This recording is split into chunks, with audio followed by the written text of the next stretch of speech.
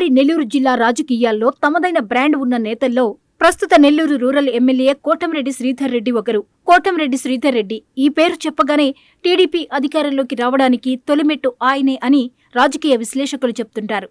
YCP అధికారంలో ఉండగా ఎన్నికలకు సుమారు ఏడాది ముందు అధికార పార్టీలో ఉండి అసమ్మతి బావుటా ఎగురవేశారు. దాంతో అప్పటి అధికార పార్టీ సందిగ్ధంలో పడింది. ఆయన విమర్శలను కట్టడి చేసేందుకు చేసిన ప్రయత్నాలు విఫలమయ్యాయి. ఎట్టకేలకు పార్టీ ఫిరాయించడంతో పార్టీ ఫిరాయింపు చట్టం కింద చర్యలు తీసుకోవాలని, అనర్హత వేటు వేయాలని స్పీకర్కు లేఖలు అందించింది. చర్యలు తీసుకునే లోపే ఎన్నికలు వచ్చాయి.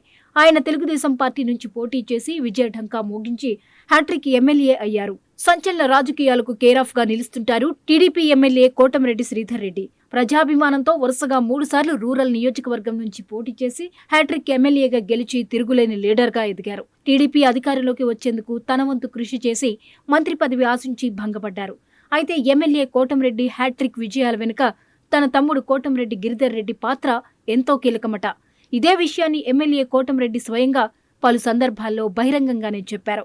రూరల్ నియోజకవర్గంలో బలమైన శక్తిగా ఎదిగిన ఈ అన్నదమ్ములు చేస్తున్న రాజకీయాలు ఇప్పుడు జిల్లాలో చర్చనీయాంశంగా మారుతున్నాయి. నెల్లూరు రూరల్ నియోజకవర్గం సుదీర్ఘకాలం తమ అడ్డాగానే ఉండాలనే లక్ష్యంతో కోటంరెడ్డి బ్రదర్స్ పావులు కదుపుతున్నారని రాజకీయ వర్గాల్లో చర్చ సాగుతుంది.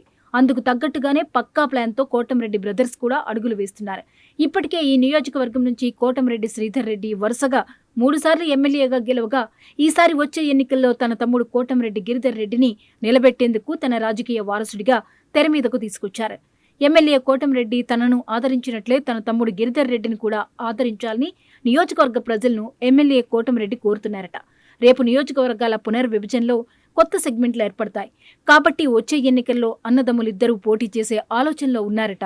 మరోపక్క ఎమ్మెల్యే కోటంరెడ్డి అనుసరించిన స్ట్రాటజీని తమ్ముడు కోటంరెడ్డి గిరిధర్ రెడ్డి కూడా ఫాలో అవుతున్నట్లు తెలుస్తోంది. డైరెక్ట్ గా నియోజకవర్గ ప్రజలు, కార్యకర్తలతో సంబంధాలు, నిత్యం ప్రజల్లో ఉండి వారి సమస్యలు పరిష్కరించడం, అభివృద్ధి పనులు చేయటం, వ్యక్తిగత ఇమేజ్ను పెంచుకోవడం ఇవే కోటంరెడ్డిని హ్యాట్రిక్ ఎమ్మెల్యేని చేశాయట. ఇప్పుడు కోటంరెడ్డి గిరిధర్ రెడ్డి కూడా అదే బాటలో పయనిస్తున్నారు. ఇప్పటికే గడప గడపకు కోటంరెడ్డి గిరిధర్ రెడ్డి కార్యక్రమంతో నియోజకవర్గ ప్రజలకు దగ్గరయ్యే ప్రయత్నాలు మొదలుపెట్టారు. మరోవైపు ఎమ్మెల్యే కోటంరెడ్డి కూడా తన తమ్ముడితో కలిసి నియోజకవర్గాన్ని అభివృద్ధి పదంలో నడిపించేందుకు ప్రత్యేక దృష్టి పెట్టారు. రూరల్ నియోజకవర్గంలో దేశంలో ఇప్పటి వరకు ఎక్కడ జరగని విధంగా ఒకే రోజు 105 అభివృద్ధి పనులకు శంకుస్థాపనలు చేసి రికార్డు సృష్టించారు. తర్వాత వారం రోజుల్లో వరుసగా 234 అభివృద్ధి పనులకు శంకుస్థాపన చేసి మంత్రి లోకేష్ అభినందనలు అందుకున్నారు. మొత్తం 339 అభివృద్ధి పనులను 60 రోజుల్లో పూర్తి చేస్తానని ఆ రోజు హామీ ఇచ్చారు. అందులో భాగంగానే ఒకే సమయానికి 339 అభివృద్ధి పనులు పూర్తి చేసి 678 మంది పార్టీ నాయకుల, కార్యకర్తల చేత ప్రారంభోత్సవాలు చేయించారు. ఈ 339 అభివృద్ధి పనులు ఆపరేషన్ సింధూర్ భారత యుద్ధ వీరులకు అంకితమని కోటంరెడ్డి శ్రీధర్ రెడ్డి మీడియా సమావేశంలో వెల్లడించారు.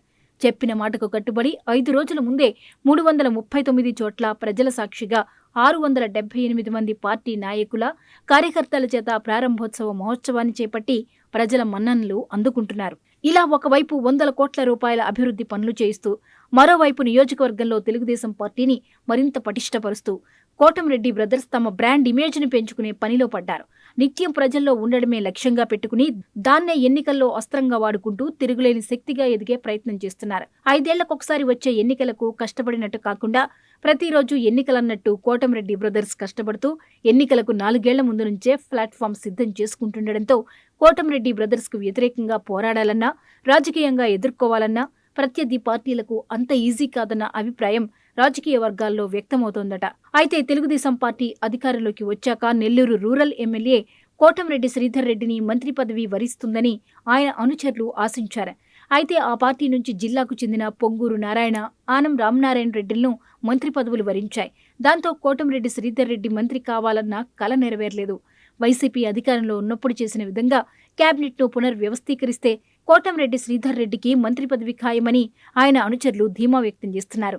మరి కోటంరెడ్డి క్యాబినెట్ బెర్త్ ఆశలు ఎప్పటికి నెరవేరుతాయో చూడాలి.